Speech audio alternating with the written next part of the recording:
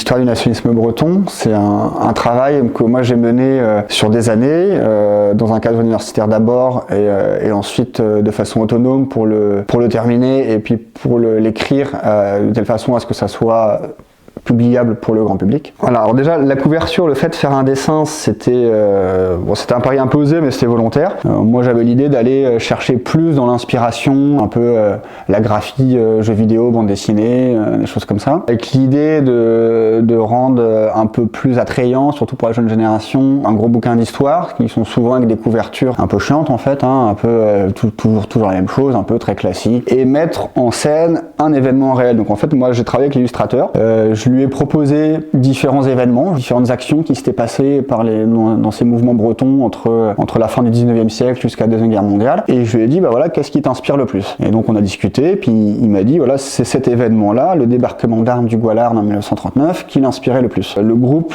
clandestin breton de l'époque, qui a créé une armée, une petite armée, mais une armée, avec des hommes qui étaient entraînés, qui savaient servir de leurs armes et qui avaient vraiment une discipline militaire, dans le but de préparer une insurrection sur le modèle de l'Irlande en 1916. Là, j'ai voulu prendre le sujet au sérieux, tout simplement.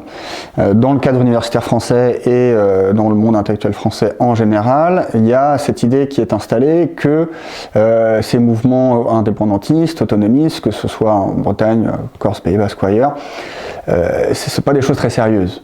Pour une raison très simple, c'est qu'il n'y a qu'une seule nation, c'est la France, et donc ces gens-là, si on va les étudier, c'est pour étudier à quel point ils inventent une nation fantasmée, on va étudier à quel point ils n'ont aucune relation avec la population qui soit les ignore, soit les méprise, et il y a vraiment cette idée qui est contre-vérité historique absolue, et d'installer cette conception que c'est une petite bulle coupée du monde. Moi j'ai cherché en me disant, on va aller voir concrètement comment ça se passe, et en allant regarder un des aspects qui était jamais étudié, qui étaient les idées politiques. Ce qui est un peu paradoxal quand on étudie un mouvement politique de ne pas étudier ses idées. Alors en faisant bien sûr une histoire politique, une histoire sociale de ces idées. C'est de voir quel contexte fait que ces idées apparaissent, comment elles se mettent en place, qu'est-ce qui se passe quand elles se mettent en place, comment elles évoluent en interne, comment elles évoluent en externe du fait des changements de contexte internationaux.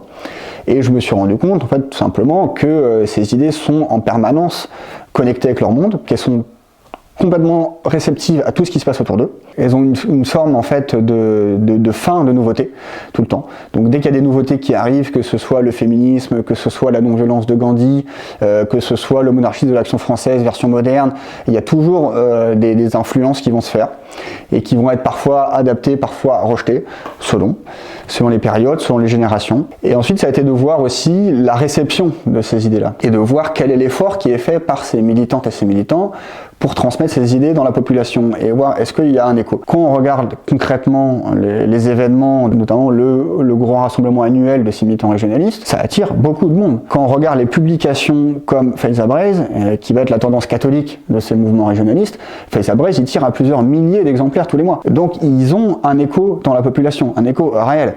Et notamment pour des raisons qui utilisent le breton dans la presse, alors qu'ils font partie des rares à le faire à l'époque, et il y a beaucoup de gens qui ne parlent et ne lisent que le breton, et en plus sachant que un exemplaire typiquement de Faiza Braise qui est acheté, il est lu par plusieurs personnes, parce que les lectures sont souvent collectives.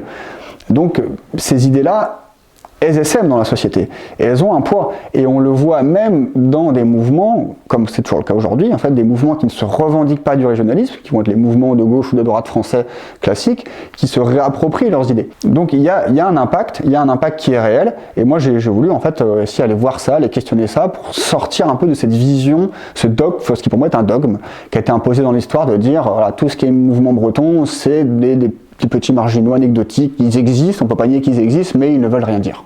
Voilà. Moi j'ai cherché à le vérifier, mais en fait en vérifiant, on voyait que c'est pas vrai. Alan Leclerc, merci Bosdet. Main de bête.